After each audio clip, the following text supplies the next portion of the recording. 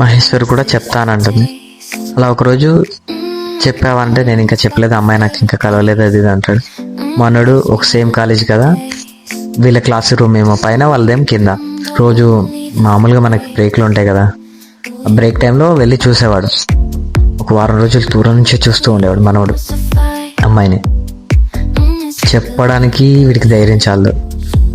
అలా ఒక 2 వారాల తర్వాతకి వీడు చూస్తున్న సంగతి అమ్మాయి శ్రీజకి తెలిసిపోయింది.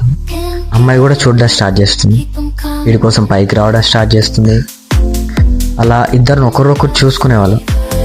అలా కొన్ని రోజుల తర్వాతకి మహేశ్వరి చెప్పాలని చెప్పినా కదా, అమ్మాయి కూడా చెప్పేస్తుంది. ఇలా నేను రోజు చూస్తున్నాడు కదా, తను రాధాకృష్ణ నేను లవ్ చేస్తున్నాడు అది ఇదని చెప్పేస్తుంది. అవునా, తనతో నేను ఒకసారి మాట్లాడాలని చెప్పి ఆ నెక్స్ట్ డే రాధాకృష్ణ